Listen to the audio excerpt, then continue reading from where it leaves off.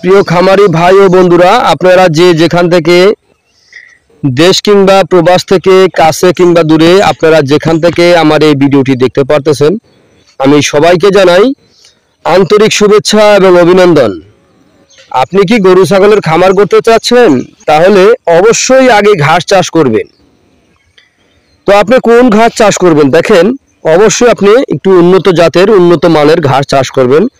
যেই ঘাস আপনি একবার যদি চাষ করেন তাহলে কমসে কম 5 থেকে 6 বছর পর্যন্ত আপনি খাওয়াতে পারবেন, এরকম ঘাস চাষ করবেন। তাহলে আপনার ঘাসের কোনো অসুবিধা হবে না।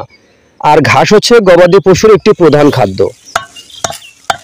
আগে ঘাসের যোগান নিশ্চিত করতে হবে, তারপরে খামার করতে হবে। তো যে দেখেন আমার সামনে যে ঘাসটা দেখতে পারতেছেন, এই ঘাসটার নাম হচ্ছে ইন্দোনেশিয়ান স্মার্ট নেপিয়ার ঘাস। এই ঘাসের কোনো বিচি হয় না। এই ঘাস গরু ছাগলকে খাওয়াতে কোনো প্রকার মেশিনেরও প্রয়োজন হয় না। গোড়া থেকে কেটে দিলে সম্পূর্ণরূপে এই ঘাসটা খেয়ে থাকে। পাতা যুক্ত নরম রসালো স্বাদযুক্ত ঘাস। তো প্রিয় বন্ধুরা, এই যে দেখেন এখানে যে প্রথম রোপণ করার পরে এই যে কাটা হয়েছে, দেখেন প্রত্যেকটা ঝোপা থেকে কি পরিমাণে চারাগুলি বের হয়েছে অথবা বের হচ্ছে। যেগুলো আগে কাটা হয়েছে সেগুলা বড় হয়েছে, যেগুলো পরে কাটা হয়েছে সেগুলো দেখেন কতটুকু। এই যে ঘাসটা দেখতে পারতেছেন, এই ঘাসটা বড় ঘাসটা কাটা হয়েছে সর্বোচ্চ আপনার 20 দিনের মতো হবে। তো এতদিন 20 দিন কিন্তু হয়েছে, কিন্তু এখন কিন্তু একটু মাঝে মধ্যে কিন্তু ঠান্ডা ঠান্ডা একটু ভাব কিন্তু রাত্রেবেলা পরে। দেখেন যদি এই ঘাসটা আপনার গরমে সম্পূর্ণরূপে গরম থাকতো তাহলে কিন্তু আরো বড় কিন্তু হয়ে যেত। তো সামনে যে 10 দিন আমরা বলি যে 1 মাসের মধ্যে ঘাসটা কাটা যায়, তো দেখেন 1 মাস কিন্তু আরো 10টা দিন, এই 10টা দিনে কিন্তু ঘাসটা আরো অনেকটুকু বড় হয়ে যাবে। তো এই ঘাসটা কিন্তু এখন প্রায় 3 ফিটের মতো হয়ে আছে, 2.5 থেকে 3 ফিটের মতো আছে। তো যদি আপনারা ছাগল পালন করেন, ছাগলে কিন্তু আপনারা এতটুকু হলেই কেটে খাওয়াতে পারেন।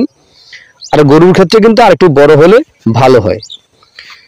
তো আপনারা যে যেখান থেকে আমার এই ভিডিওটি দেখতে পারতেছেন, যদি আপনাদের ইন্দোনেশিয়ান স্মার্ট নেপিয়ার ঘাসের যদি কাটিংয়ের প্রয়োজন হয় তাহলে আজই আমার স্ক্রিনে দেওয়া নাম্বারে যোগাযোগ করবেন।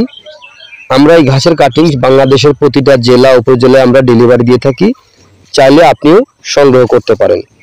তো প্রিয় বন্ধুরা, আমি আবারও বলছি, যদি আপনারা গরু ছাগল পালন করতে চান তাহলে আগে ঘাসের যোগান দিবেন। যেই ঘাসই আপনি চাষ করেন না কেন আগে যোগান দিবেন। যেই ঘাস আপনি একবার চাষ করলে দীর্ঘদিন পর্যন্ত আপনি খাওয়াতে পারেন সেরকম জাতের ঘাস চাষ করবেন, তাহলে আপনার খরচ কম হবে, লাভের দিকটা বেশি হবে।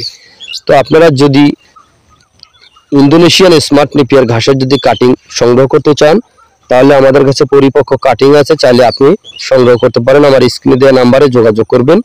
তো সকলে ভালো থাকবেন, সুস্থ থাকবেন। আল্লাহ হাফেজ।